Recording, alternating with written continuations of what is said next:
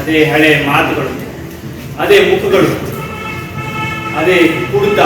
ಗಜೇಂದ್ರಗಢದ ಶ್ರೀ ವಿಜಯ ಮಹಾಂತೇಶ ಸಂಸ್ಥಾನ ಮಠದ ಸಭಾಭವನದಲ್ಲಿ ಕನ್ನಡ ಸಾಹಿತ್ಯ ಪರಿಷತ್ತು ಗಜೇಂದ್ರಗಢ ತಾಲೂಕು ಘಟಕದ ಸಹಯೋಗದಲ್ಲಿ ಹಿರಿಯ ರಂಗಕರ್ಮಿ ಪ್ರಸನ್ನ ಬರೆದ ನಾಟಕ ಯತೀಶ್ ಕೊಳ್ಳೇಗಾಲ್ ಅವರ ನಿರ್ದೇಶನದ 3 ಕಲಾವಿದರಿಂದ ಜಂಗಮ ಬದುಕು ನಾಟಕ ಪ್ರದರ್ಶನಗೊಂಡಿತು.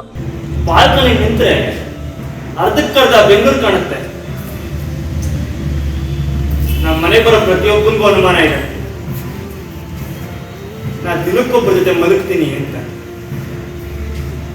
ಇಲ್ಲದಿರುವುದರ ಹುಡುಕಾಟದಲ್ಲಿ ಇರುವ ಕೌಟುಂಬಿಕ ಸೌಖ್ಯದ ತಿರಸ್ಕಾರ, ಅನಗತ್ಯ ಆಕರ್ಷಣೆಗಳಿಗೆ ಸೋತು ಬದುಕನ್ನೇ ಸೋಲಿಸುವ, ಸ್ವತಂತ್ರವಾಗಿರಬೇಕೆಂಬ ತುಮುಲದಲ್ಲಿ ಇರುವುದನ್ನು ಕಳೆದುಕೊಂಡು ಪರಿತಪಿಸುವ ದುರ್ಬಲ ಮನಸ್ಸುಗಳ ತೊಳಲಾಟವನ್ನು ಅಭಿವ್ಯಕ್ತಿಸಿದ ಜಂಗಮ ಬದುಕು ನಾಟಕ ಪ್ರೇಕ್ಷಕರನ್ನ ಮಂತ್ರಮುಗ್ಧಗೊಳಿಸಿ ಕೌಟುಂಬಿಕ ಸತ್ತಿಗಳಿಗೆ ಸಾಕ್ಷಿಯಾಯಿತು.